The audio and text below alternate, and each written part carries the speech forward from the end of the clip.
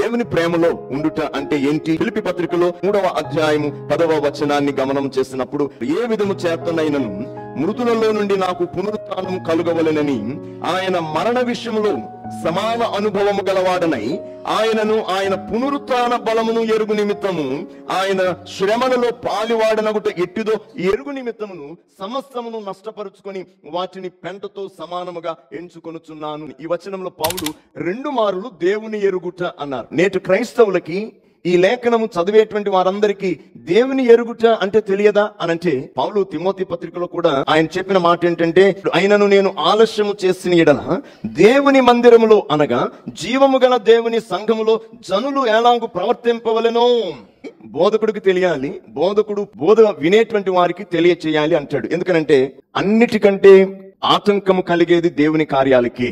మిగతా వాటికి అన్ని అనుకూలిస్తాయి, కానీ దేవుని వాక్యానికి, దేవుని ప్రార్థనకి, దేవునితో గడిపే సమయానికి అన్ని ఆటంకాలు వస్తాయి. దేవుని ప్రేమను, దేవుని శక్తిని, దేవుని రాజ్యాన్ని మనం ఎరిగి ఉంటే అప్పుడు కదా మనం దేవునితో ప్రేమలో పడతాం. అంటే ఆయన శ్రమలో నాకు ఒక అనుభవం ఉంది, ఆయన పునరుత్థానంలో నాకు ఒక అనుభవం ఉంది. అనుభవపూర్వకముగా ప్రభువును ఎరుగుట. ఇలాగ ఎవరైనా ఎరిగి ఉంటే ఏమంట తెలుసా? భూమి మీద ఉన్న సమస్తమును పెంటగా ఎంచుకుంటారట. ఈవేళ లోకాన్ని ఎవరు పెంటగా ఎంచుకోవట్లేదు, పెంటను కూడా లోకంలో బంగారంగా ఎంచుకుంటున్నారు. పౌలు అంటున్నారు, నేను సమస్తమును పెంటగా ఎంచుకుంటున్నానంటా ఉన్నారు. 2వ పదాన్ని చూడండి, ఆయనను ప్రేమగా ఆరాధించుట అంటా ఉంటాడు. అంటే దైవారాధన ఎట్లాంటిదైపోవాలి నీ జీవితంలో అని అంటే, యెహోవా ధర్మశాస్త్రమందు ఆనందించుచు దివారాత్రము దాన్ని ధ్యానించువాడు ధన్యుడు. అంటే ఆ ధ్యానమే ఆరాధన. అలాంటి సంఘం అండి దేవునికి ఇష్టం. ప్రార్థన అంటే కళ్ళు మూసుకోవాలని చెప్పక్కర్లే, దాని భావమే అది. ఖచ్చితంగా చాలా మంది చూసాను, ప్రార్థన అనగా ఆయన కుమ్మరి పురుగులు బయలుదేరుతాయి. ప్రార్థనలో మాట్లాడేసి ప్రార్థనలో వెళ్ళిపోయి మళ్ళీ ప్రార్థన అయిపోయేటప్పుడు లోపలికి వచ్చేయాలనుకుంటారు కొంతమంది. ప్రార్థన అంటే అది కాదు. అందరూ కళ్ళు మూసుకుంటారు కాబట్టి ఆ టైంలో ఏదో చేసేయచ్చు అనుకుంటా ఉంటారు. దైవ ఆరాధనను ప్రేమగా చెయ్యని వారు ఎవరో తెలుసా? దుష్టుల ఆలోచనలో ఉన్నటువంటి వారు. ఆరాధన అది అక్కడ దైవ ప్రేమతో కూడిన హృదయం ఉంటది. ఆ ఆరాధన దేవునికి ఇంపైనదిగా ఉంటది. 3వది కొలసీలకు రాయబడినటువంటి పత్రిక 3వ అధ్యాయము 6వ వచనాన్ని మనం చూస్తా ఉంటున్నప్పుడు పౌలు గారు చెప్పిన మాటకి ఏమంటే, ఆయన వాక్యమును నేర్చుకునుట. దేవుని ప్రేమలో ఉండటం అంటే అర్థం ఏంటంటే, దేవుని వాక్యాన్ని చక్కగా నేర్చుకునేటువంటి మనసు. ఎందుకో తెలుసా?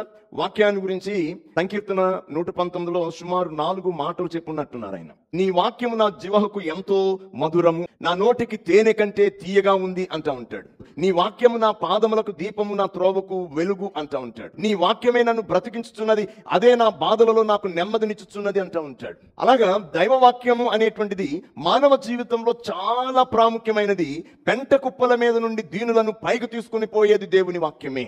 ఆ వాక్య విరోధమైన జీవితాన్ని గనులైనప్పటికీ గద్దెలను దింపి గడ్డ మేపించేది కూడా దేవుని వాక్యమే. దేవుని వాక్యము 2 అంచులు గల ఎటువంటి ఖడ్గం కంటే కూడా వాడిగలిగి బలమైనదిగాను, కీళ్లను, మూలుగులను, ప్రాణాత్మలను విభజించినంత మట్టుకు దూసుకొని పోయేటువంటిదిగాను ఉంటది అని అపోస్తుడైన పౌలు గారి హెబ్రీ పత్రికలో ఆయన చక్కగా వ్రాశారు. కాబట్టి ఆ దేవుని వాక్యాన్ని మనమంట అనుదినము నేర్చుకొనుట మనకి ప్రయోజనకరము అనేటువంటిది చెప్తా ఉంటాడు.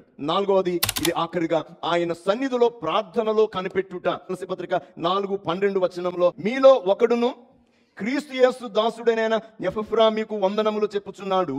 మీరు సంపూర్ణులను, ప్రతి విషయంలో దేవుని చిత్తమును గూర్చి సంపూర్ణ ఆత్మ నిశ్చయత గలవారునై నిలకడగా ఉండవలెనని ఇతడు ఎల్లప్పుడూ మీ కొరకు తన ప్రార్థనలలో పోరాడుచూ ఉన్నాడు. మీరు చాలా పోరాటాలు చేస్తారు. ఆస్తి పోరాటం, ఉద్యోగ పోరాటం, గౌరవ పోరాటం, కుటుంబ పోరాటం. విశ్వాసి నీ కుటుంబం కొరకు ప్రార్థన చేసుకోవడం ధర్మం కాదు. నీ అక్కరల కొరకు నువ్వు అడుక్కోవటం ధర్మం కాదు. ఒక విశ్వాసి అయినటువంటి వ్యక్తి నువ్వు సంపూర్ణుడు అయితే నీ ప్రార్థన ఎక్కడికి నడుస్తుంది అంటే, నీ మందిరంలో ఉన్న 1000 మంది కొరకు నువ్వు ప్రార్థన చేస్తావు. అసలు నీ కొరకు ప్రార్థన చేసుకోవడానికి కళ్ళు మూసుకునే దానికి టైం ఉండదు. ప్రార్థన అనేది పోరాటం అంటే ఎంతసేపు ఉంటుంది అంటారు? మాకంత టైం ఎక్కడిది, అంత ఓపిక ఎక్కడిది, అంత బలం ఎక్కడిది, అంత ప్రార్థన జీవితం ఎక్కడిది? మరి ఇంకేంటి? దేవునితో సహవాసం చేయండి. అది చాలా ఆనందము, తన్మయత్వానికి తీసుకుని పోయేటువంటిది. అది నీ ఊహకందనటువంటి ఐశ్వర్యాన్ని, ఘనతను, సమస్తాన్ని ఇచ్చేటువంటిది. అందుకనే ఎపఫ్రా అపోస్తులు, వారి శిష్యులు, వారి విశ్వాసులు చేసినటువంటి ప్రార్థనే కదా సంఘ యొక్క సువార్తను ప్రపంచం అంతటికి తీసుకుపోవడానికి కారణం. నూతన విశ్వాసులు దేవునితో ప్రేమలో ఉంటారు అనటానికి ఈ 4 వారి ప్రేమ గల కార్యాలట.